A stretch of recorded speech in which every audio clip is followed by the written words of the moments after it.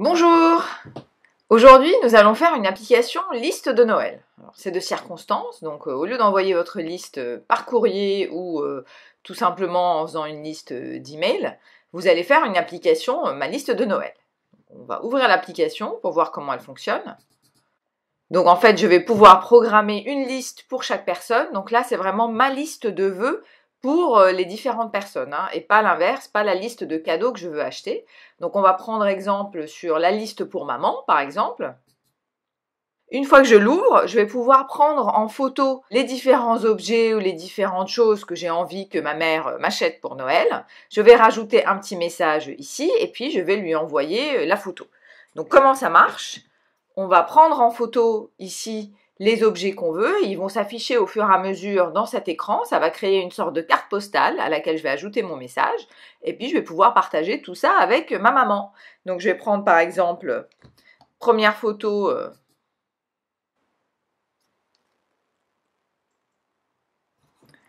donc je veux une super souris par exemple,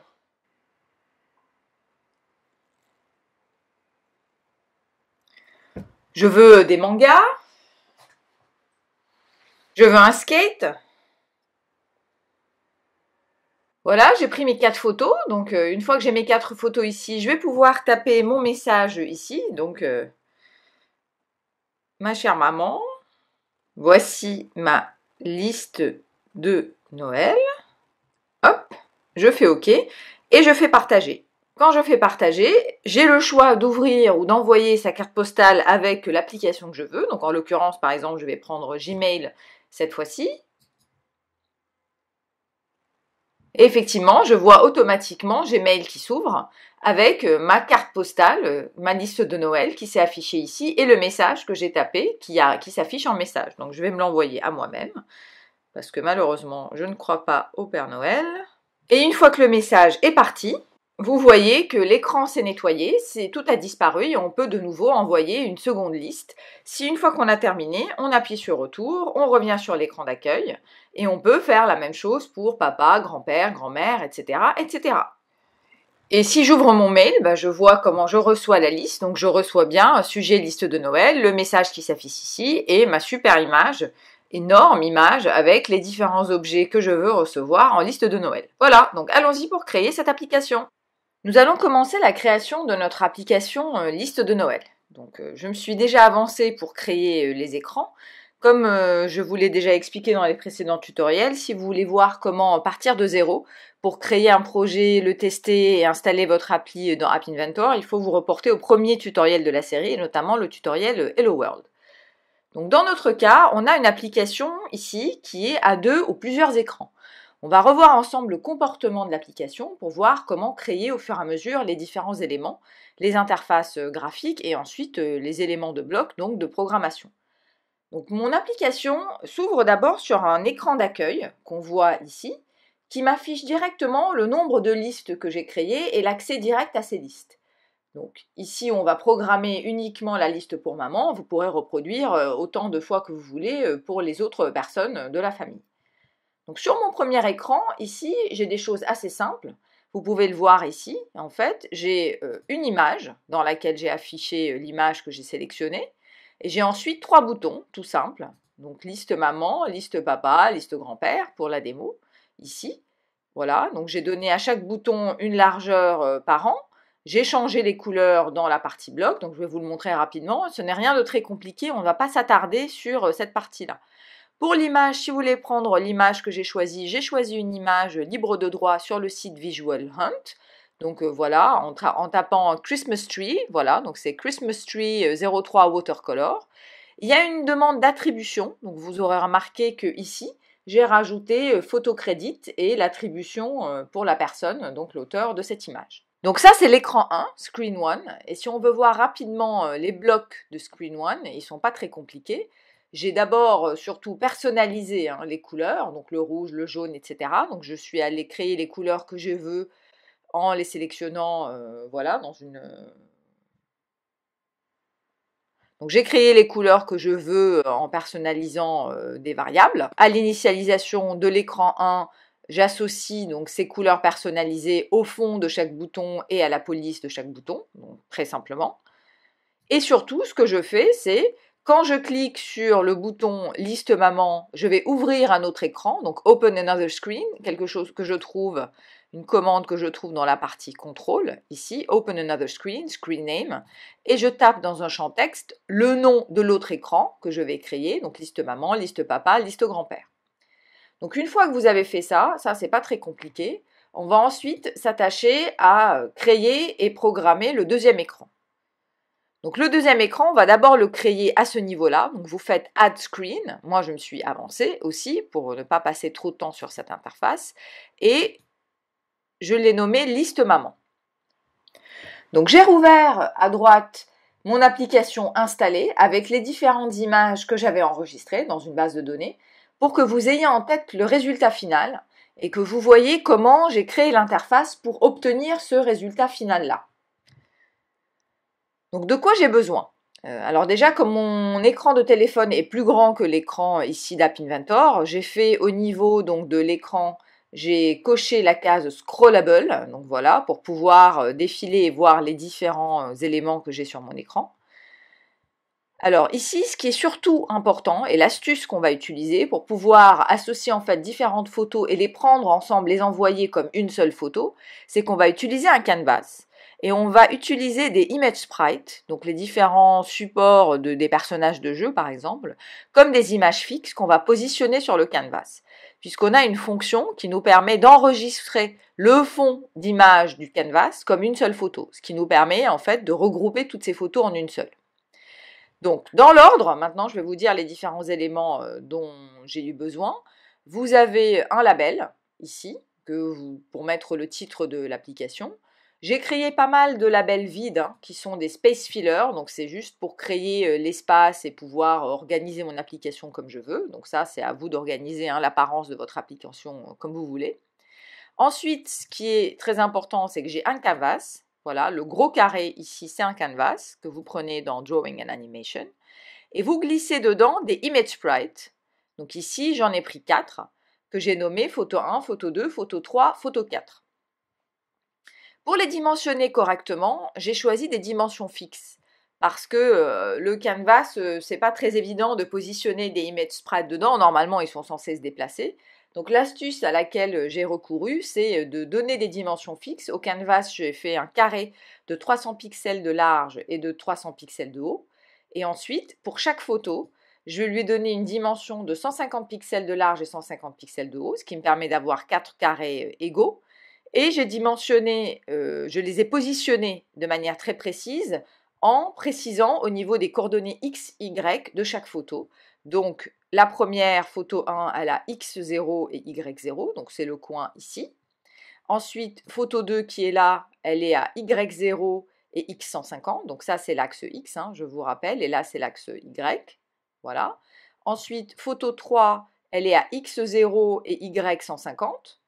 Et photo 4, elle est à X150 et Y150, ce qui nous permet d'avoir 4 photos de dimension parfaite et qui sont bien positionnées dans le canvas. Ensuite, pour pouvoir taper mon message, donc ce que vous voyez ici, j'ai choisi un text box dans User Interface. Voilà, donc ça, c'est le champ text box que vous rajoutez ici. Et j'ai tapé dans Hint, donc la suggestion que vous voyez, tapez votre message ici, ce qui m'évite de rajouter des labels et des étiquettes un peu partout. Et enfin, mes 3 boutons d'action, photo, partager et retour, je les ai rangés dans une grille horizontale. Donc que vous prenez ici, dans Layout, Horizontal Arrangement, que j'ai mis là, et dans lequel j'ai mis 3 boutons. Voilà, donc ça, qu'on retrouve ici, un bouton prendre photo, un bouton partager et un bouton pour revenir à l'écran d'accueil. Il ne faut pas oublier de bien nommer vos composants ici parce que vous allez les retrouver dans la partie bloc et si vous ne les nommez pas correctement, vous n'allez pas vous y retrouver. Et enfin, nous aurons besoin de 3 composants invisibles. Donc un composant caméra qu'on trouve dans Média, voilà, que vous glissez ici qui va se mettre en bas. Donc ça c'est pour prendre la photo. On va utiliser un composant sharing qu'on trouve dans Social pour partager la photo et ouvrir les autres applications de partage. Et enfin, on va utiliser un composant Tiny Database pour pouvoir enregistrer ces photos dans l'application quand on change d'écran, par exemple, pour ne pas perdre l'historique des photos qu'on a déjà enregistrées. Ce qui nous permet d'enregistrer au fur et à mesure les produits ou les objets qu'on veut et de les partager une fois qu'on a tout sur notre application. Donc une fois que vous avez tout ça, nous allons passer dans la partie bloc et nous allons nous attaquer à la programmation de notre application. Nous allons maintenant commencer à créer donc la programmation pour notre écran liste de souhaits. Ce qu'on va faire, c'est qu'on va, comme d'habitude, simplifier le comportement de l'application pour créer d'abord le comportement de base et puis peu à peu, on va complexifier au fur et à mesure et enfin, on finira par la partie vraiment apparence, personnalisation des couleurs, etc. que je vous laisserai faire tout seul. Donc, quel est le comportement de notre application? Le comportement de base, c'est quand j'appuie sur le bouton photo, je peux prendre une photo qui s'affiche ici dans cet écran. Je peux ici aller jusqu'à 4 photos, parce que c'est comme ça que je l'ai programmé. J'associe un message à ces photos. Quand j'appuie sur le bouton partager, il me met ce fichier-là, message plus photo, comme un fichier joint que je peux envoyer par une autre application de messagerie ou autre. Et une fois que j'ai terminé, il m'efface donc mon écran, il le remet à 0. Et enfin, si je veux repartir sur l'écran d'accueil ou repartir sur une autre liste, j'appuie sur le bouton retour et je repars sur l'accueil. La complexité de l'application réside dans la programmation des 4 photos et la manière de sauvegarder les 4 et d'affecter une photo à chaque espace. Donc on va commencer par faire ce comportement de base du début à la fin pour une photo. Et ensuite, une fois qu'on l'a fait, on va aller passer à l'étape supérieure et donc voir comment le programmer pour 2, 3, 4 photos ou le nombre de photos que vous voulez mettre dans votre écran. Donc on va commencer simplement par les événements qui déclenchent l'action. Donc on l'a vu dans l'ordre, la première chose à faire, c'est quand j'appuie sur le bouton photo, de pouvoir prendre une photo et de l'afficher ici. Donc dans mon premier image sprite qui est photo 1. Donc on va commencer à faire ce qu'on dit. On va aller chercher au niveau du bouton photo, voilà, prendre photo. L'événement déclencheur qui est clic, et donc quand je clique sur prendre photo, je vais ouvrir la caméra. Ça c'est quelque chose que vous avez déjà vu, donc je ne vais pas trop commenter, rentrer dans le détail. Donc on appelle l'action de la caméra pour prendre une photo, et ensuite on va prendre l'événement déclencheur au niveau de la caméra. Donc quand on a récupéré l'image, on va affecter cette image à photo 1 pour l'instant. Donc on va prendre cette photo 1 picture et on va affecter, voilà, cette image-là. Et comme d'habitude, on teste tout de suite. On n'attend pas de créer 150 000 lignes de code pour tester. Donc là, j'ai ouvert mon appli compagnon. Donc normalement, je dois pouvoir tester tout de suite. Donc j'appuie sur le bouton photo. Effectivement, la caméra s'ouvre. Donc bon, là, je vais prendre la photo de mon clavier, peu importe. Et voilà, donc ça s'affiche bien dans photo 1. Donc jusque-là, c'est bon, ça marche. Alors ensuite, qu'est-ce qu'on va faire une fois qu'on a la photo? Donc on va pouvoir la partager et on veut y associer un message. Donc on va pouvoir, imaginer, taper un message ici. D'accord? Peu importe le message. Quelle est l'action qu'on va faire? On va dire, quand je clique sur le bouton partager,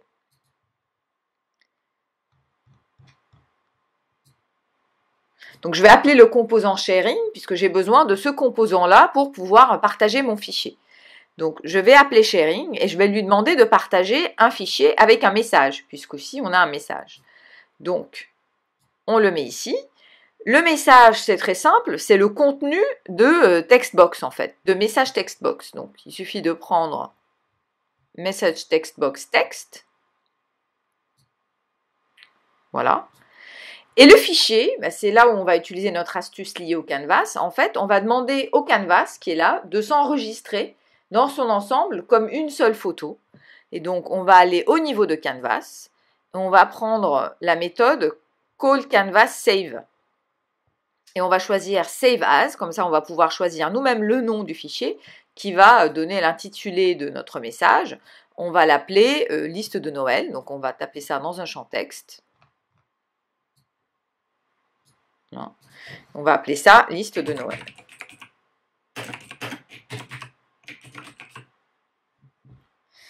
Exactement, et on va tester tout de suite. Donc ici, si je fais partager, je vois bien qu'il m'ouvre, il me propose en fait un certain nombre d'applications qui sont sur mon téléphone. Donc par exemple, je vais choisir Gmail cette fois, et on voit bien effectivement que j'ai bien ma photo qui est là, donc on voit bien que c'est un bout de photo parce que c'est l'ensemble, le reste est vide, que le nom du fichier c'est bien liste de Noël.png et que le message que j'ai tapé, il se retrouve bien ici.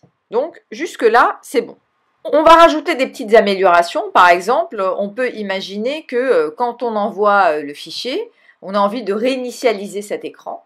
Donc on va vider le champ message et le champ canvas. Donc une fois qu'on a partagé notre liste de souhaits, on va vider ce champ-là. Donc on va mettre set message text box. Voilà.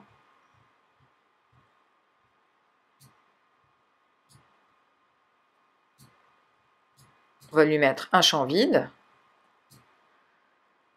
Et on va faire pareil pour la photo. Donc pour l'instant, c'est photo 1. Donc on va mettre cette photo 1 picture a également un fichier vide.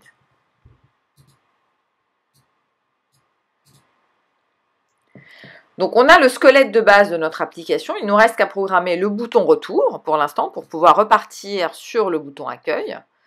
Donc le bouton retour, il suffit simplement de fermer l'écran, puisqu'en fait on est arrivé à cet écran-là en l'ouvrant à partir de l'écran d'accueil. Donc si on veut repartir sur l'écran d'accueil, la manière la plus simple de faire, c'est tout simplement de dire, quand je clique sur Return, je vais aller fermer cet écran, donc je vais le prendre en contrôle, et je vais prendre Close Screen, tout simplement. Il va refermer l'écran et repartir sur l'écran d'accueil. Et c'est comme ça que vous pourrez créer d'autres écrans pour papa, grand-père, etc. Vous faites à chaque fois la même chose. Alors par contre, au niveau du test, pour que ça marche, il faut qu'au préalable, on ait ouvert cet écran à partir de l'écran d'accueil. Là, comme on est en train de développer, si on est directement sur l'écran, ça ne va pas marcher. Donc si vous voulez vous assurer que ça marche, vous repartez d'abord sur Screen 1. Vous cliquez ici liste pour maman. Donc, ça ouvre l'écran de maman. On voit au passage qu'on a perdu notre photo parce qu'on ne l'a pas sauvegardée en fait. Donc on va faire ça maintenant en second. Une fois que je suis là, si j'appuie sur le bouton retour, je repars bien sur mon premier écran. Donc ça marche bien. Maintenant qu'on a, on va dire, la trame, le squelette de base de notre application, on va commencer à passer à l'étape 2 qui est de programmer le comportement pour 4 photos. Et qui est aussi de sauvegarder ces photos, parce que tant qu'on ne les a pas partagées, on aimerait bien les garder en mémoire, parce que sinon, ça veut dire qu'il faut à chaque fois reprendre 15 000 photos, c'est pas bon. Donc on va commencer par les enregistrer, et pour ça, on a besoin de Tiny Database. Donc on l'a mis comme composant invisible. Alors à quel moment on fait l'enregistrement? On fait l'enregistrement une fois qu'on a affecté la photo à un champ. Donc on va le mettre au niveau de When Camera After Picture. Une fois qu'on a mis l'image à photo 1, on va appeler Tiny Database. D'accord? On va prendre Call Tiny Database to Store Value. Donc, on va lui demander d'enregistrer cette image, en fait. On va choisir un tag qu'on va appeler photo, tout simplement. Voilà. Donc, Tiny Database, ça veut dire que c'est packagé dans l'application. Hein. C'est la mémoire locale de l'application qui va être dans le téléphone. Et ce qu'on va stocker, donc, c'est le fond de photo 1 Picture. Voilà, donc c'est photo 1 picture. Et qu'est-ce qu'on va faire? On va réafficher photo 1 picture à l'initialisation de cet écran-là. Donc on va aller prendre l'événement when list maman initialize. Voilà. Et quand list maman s'initialise, ben on va lui dire tu vas associer à photo 1 picture, donc pas du tout cette variable-là, mais ce qu'on a stocké dans la base de données, donc on va aller appeler en faisant call tiny database to get value, cette fois-ci, d'accord? J'ai un peu. On va prendre notre tag photo, et s'il n'y a rien, il va nous afficher une image vide. Et on va tester ça tout de suite, donc on va prendre une photo, ok? On va repartir sur l'écran d'accueil, et en rouvrant de nouveau la page liste maman, cette fois-ci, on retrouve bien notre photo, elle n'a pas disparu. Donc ça veut dire que la sauvegarde a bien fonctionné. Très bien. Donc maintenant, nous avons les différents éléments de notre application. Donc on a la trame de base. On va s'attaquer au gros sujet de cette application, qui est le fait d'avoir 4 photos différentes et de pouvoir passer de l'une à l'autre. ce qu'on veut faire exactement, c'est, une fois qu'on a rempli photo 1, donc on va imaginer que en fait, nos 4 champs, c'est 1, 2, 3, 4, hein, c'est nos 4 image sprites. Donc une fois qu'on a pris la première photo, ce qu'on voudrait, c'est que la deuxième photo se mette automatiquement ici, en numéro 2. Et puis s'il y a déjà 2 photos qui sont prises, on veut que la troisième se mette là. Et une fois qu'on en a 4, en fait, on voudrait que la cinquième remplace la première au fur et à mesure. Voilà, donc pour en avoir en permanence 4, qui sont les 4 dernières. Donc comment on va faire ça?